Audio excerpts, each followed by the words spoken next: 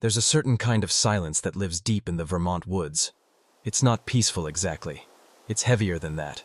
Thick and unmoving, like the forest itself is holding its breath. I only recognize that feeling now, looking back years later.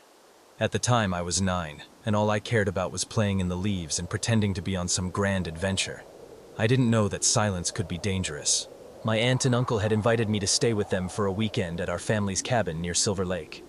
My parents were heading out of town for a wedding, and since the cabin was too far from the city for a quick trip, they asked my mom's sister to watch me and my cousin, Eli.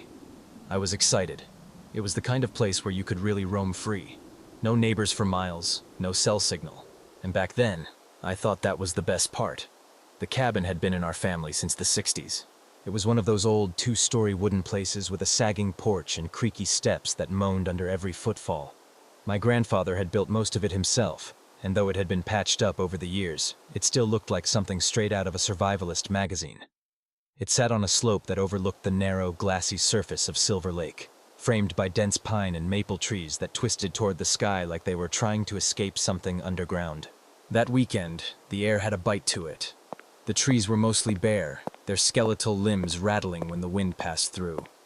We were the only ones on the lake that time of year. No boats, no hikers, just us, the water, and the trees. My aunt mentioned how eerily quiet it was that morning while pouring coffee, but I brushed it off. I liked the quiet. Eli was 12, the kind of kid who made everything more fun and more dangerous. He had an imagination as wild as his ideas. That Saturday, he came up with a game he called Rescue Run. We'd each build a base in the woods, and then we'd take turns capturing a hidden item from each other's fort, like a secret mission. If you were caught, the other person got to chase you down and lock you up at the main cabin. Classic Eli. We agreed on boundaries. No going too close to the lake, no crossing the old fire road that ran a few hundred yards behind the cabin, and if either of us got hurt or lost, we'd blow the cheap little walkie-talkies our uncle had given us. Eli's fort would be deeper into the woods, near a half-forgotten hiking path he said he'd seen on a walk the day before. He told me not to follow him until he gave the signal. So he took off, boots crunching over dead leaves, the walkie-talkie clipped to his coat, and then I waited. 10 minutes passed, then 15. No chirp, no signal, just the silence. By the time 20 minutes had passed, I wasn't just bored. I was uneasy. The walkie-talkie stayed silent, not even a crackle. I tried calling out once, whispering, "Eli, you there?" into the device. Nothing, not even static. The air felt denser now, like the trees were pressing in a little tighter. My aunt had told us to stay within sight of the cabin, but Eli had clearly gone further than we'd agreed. Eventually, curiosity got the better of me. I zipped my coat up to my chin, grabbed a flashlight, and stepped off the porch. The leaves were wet and dark from a light rain the night before, and they stuck to my boots as I followed what I assumed were Eli's tracks into the woods. The game rules were already broken, so I decided to head toward the trail he'd mentioned. A narrow path curved behind the cabin and dipped downhill, weaving between thick pines that blocked out most of the weak afternoon light. I moved slowly, not wanting to slip or startle any wildlife. Every few minutes I stopped and listened. Still no birds, no wind, no Eli. That silence again. About 10 minutes in, I spotted something. A bundle of sticks arranged like a tiny lean-to. That was Eli's fort. He'd always been dramatic with his setups. This one had pine branches for a roof and a tarp he must have stolen from the shed. But there was no sign of him. No footprints around it either. Just the trail leading past it, deeper into the woods. I called his name. Nothing. I was just about to turn back when I noticed a second trail. Narrower, overgrown, and almost hidden behind a cluster of thorn bushes. I followed it with my eyes and saw something maybe 20 yards away. A small, weathered hunting cabin tucked between the trees. It was barely visible from the path, the kind of place you wouldn't notice unless you were looking for it. The roof sagged, the paint peeled. One shutter hung loose like it had been clawed at. And then I heard a voice. "Hey there, you lost?" I froze.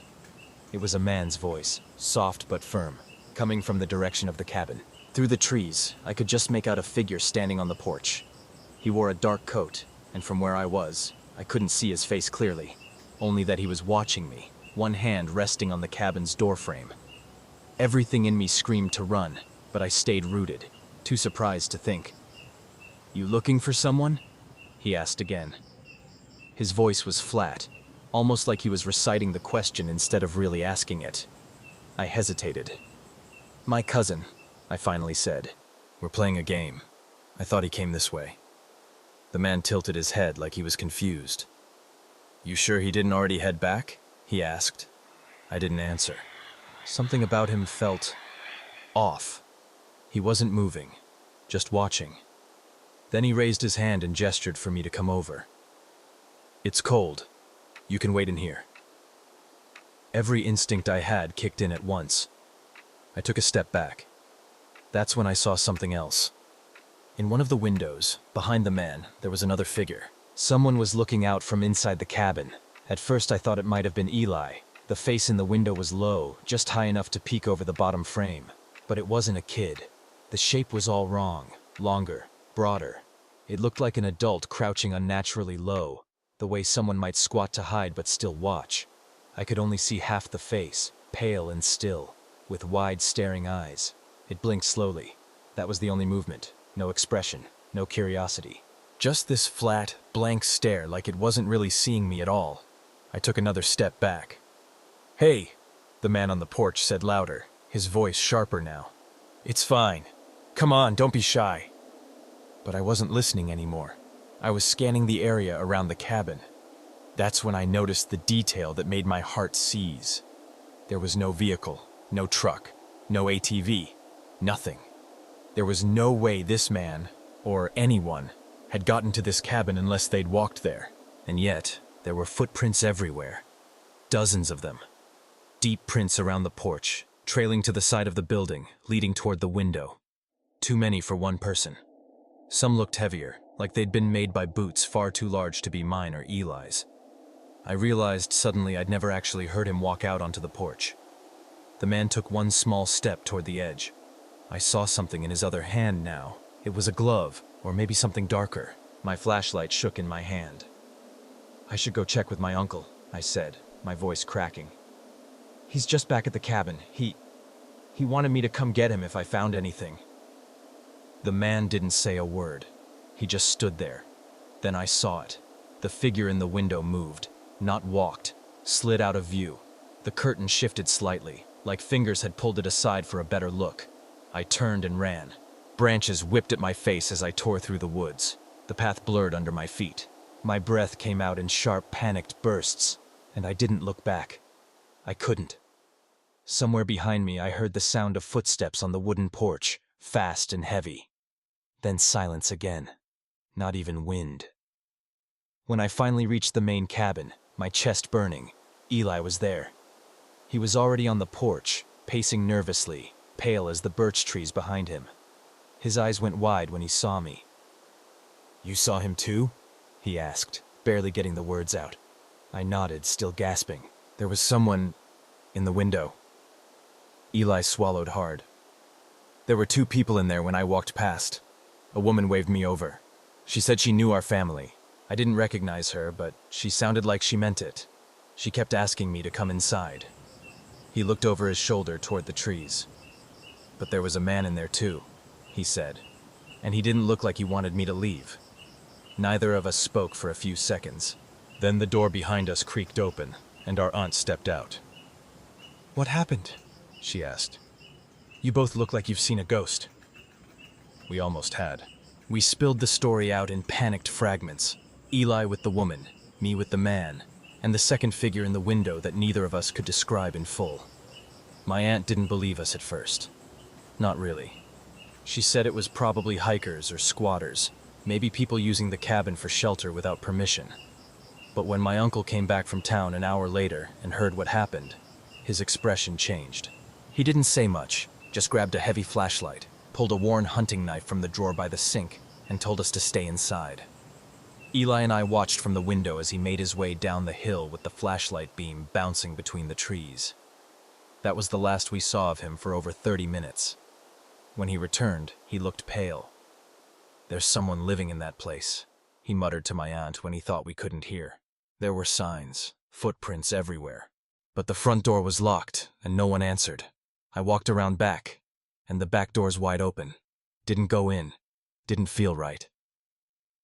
That night, none of us slept well. The wind picked up, and with every groan of the wooden walls, I imagined that face again, pale and expressionless, watching from a window. The next morning, we drove straight to the ranger station. My uncle explained what we saw, and the ranger looked concerned. Not skeptical, concerned. He made a call to the property owner who kept the hunting cabin listed with the state. After a short conversation, the ranger hung up and told us something I still think about. "The owner says no one should be there," he said. "They haven't been up since spring. The place is locked and empty." We were all silent. The ranger promised to send a deputy to check it out.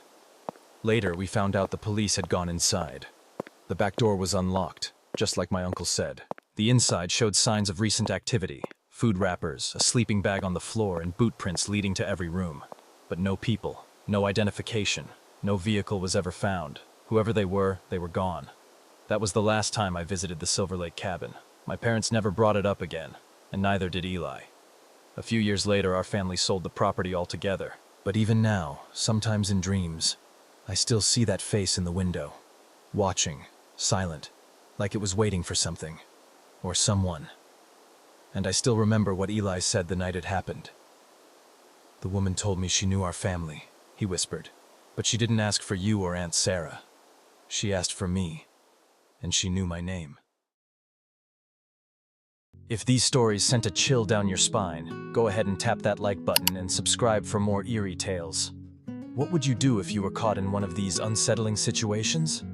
Drop your thoughts in the comments. I'd really love to hear what's on your mind. Thanks for watching, and I'll see you in the next nightmare.